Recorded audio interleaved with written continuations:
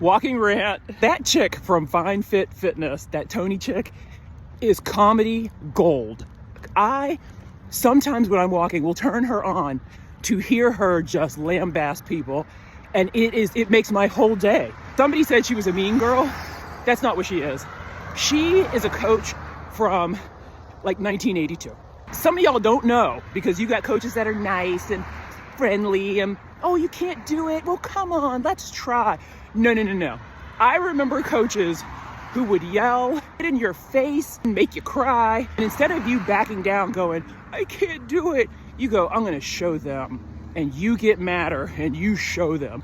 And then you get tougher because you're like, instead of you retreating because that coach is a jerk, the coach could seem like a jerk because they're just hard on you. The coach could also be a jerk.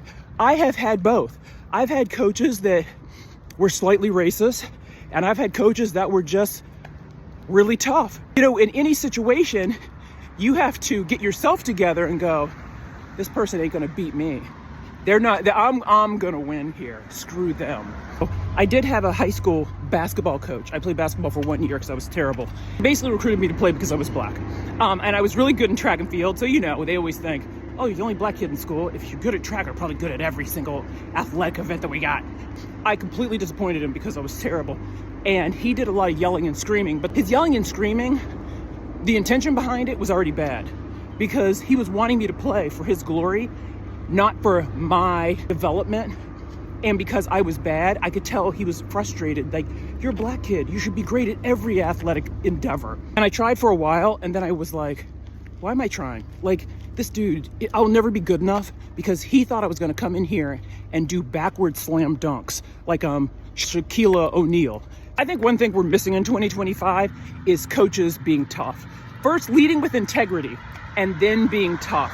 Because I think when you lead with integrity, you can be tough, and the kids will go, okay, this person is trying to make me better. Maybe, I don't know, because parents are so crappy these days. If you're too tough on their kid, they'll come out and go, why are you yelling at my kid? Back to Tony. Don't get it twisted though. There's quite a few things that she says that I don't agree with.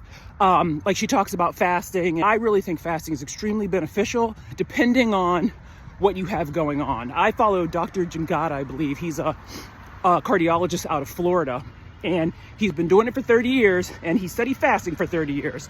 I'm gonna go ahead and believe the scientist / MD / whatever he is. He has a bunch of those letters after his name, and he does it himself. Meat fasting has really been helpful in changing a lot of things, raises your HGH levels, so your skin gets tighter, your skin gets clear. It also raises stem cells, so if you have inflammation, it helps counteract that. I mean, don't listen to me, listen to the scientists. I know we're in an anti-science, anti-education moment here, but while there are still honest to God people out there who are doing unbiased work, follow those people. And fasting has really helped me out. Is it tough as hell? Yeah, any diet you do is gonna be tough.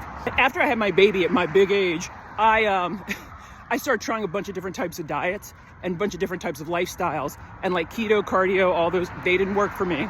But I think, and Dr. Jangada talks about this, I could be pronouncing his name completely wrong.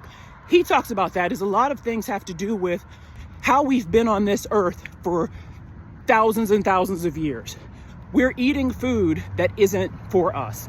And a lot of times you eat food that isn't for your culture or for your, like where your people came from. Like keto carnivore is probably awesome for German people because they eat tons of meat anyway. So that's perfect for them. For somebody who comes from a hunter-gatherer situation, like my people are from Madagascar and Nigeria, and so those people, they would eat meat maybe once a week. You know, you get a kill, you eat the goat, and then the rest of the time you're eating root vegetables and just healthier things by nature. So it's almost like going back to your roots. But don't listen to me, listen to the science.